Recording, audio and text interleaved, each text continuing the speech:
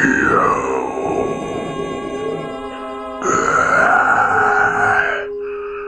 mana aku harus mencuritkan tinta? Selamat malam, sahabat jalan-jalan malam.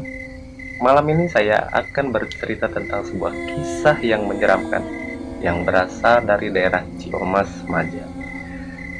Cerita ini saya dengar langsung dari Mang Aep, yaitu seorang karyawan pabrik beras di daerah Ciomas, dan katanya kisah ini sudah sering membuat orang-orang di kampung situ merinding ketakutan.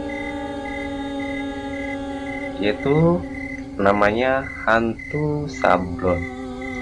Kenapa disebut begitu? Karena hantu ini punya kebiasaan unik. Ketika orang yang berpapasan dengannya, terutama saat melewati jembatan di waktu gelap, pasti akan merasakan ada yang menyoleknya.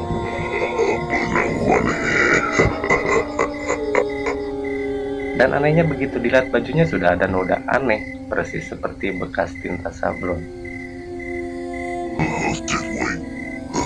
Itu udah ngebuka ya sok sekali.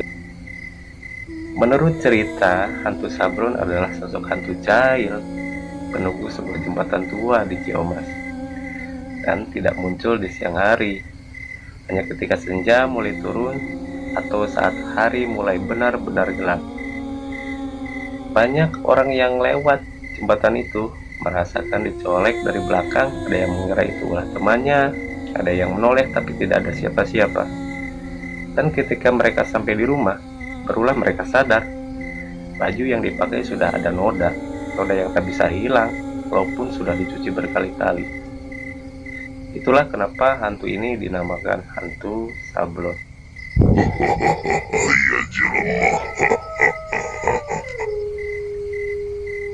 Kata Mang Aep, pernah ada seseorang pemuda yang pulang malam dari hajatan. Dia harus melewati jembatan itu seorang diri. Ketika sampai di tengah jembatan, dia merasa pundaknya seperti ada yang menepuk gitu. Siapa tuh? Sambil tengok kanan kiri gitu kan. Tapi tak ada orang. Ia malah melangkah lagi. Tiba-tiba ada yang nyolek bagian punggungnya. Jangan main. Atau jangan main-main lo. Gitu. Tapi tetap saja tak ada siapa-siapa.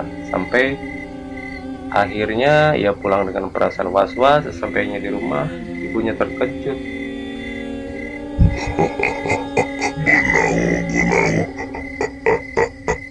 Kenapa itu bajunya?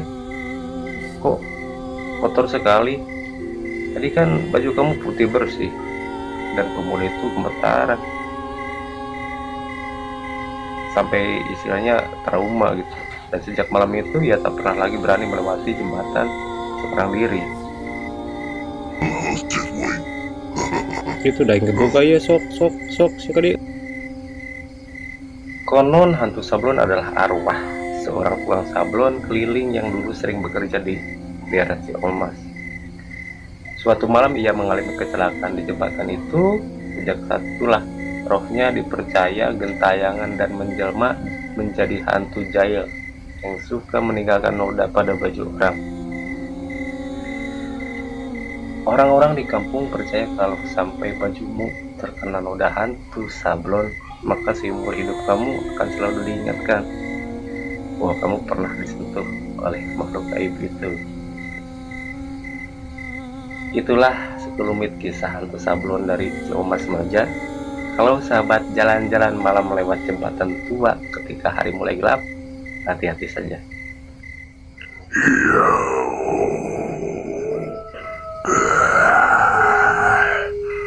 Di mana aku harus mencuritkan tinta?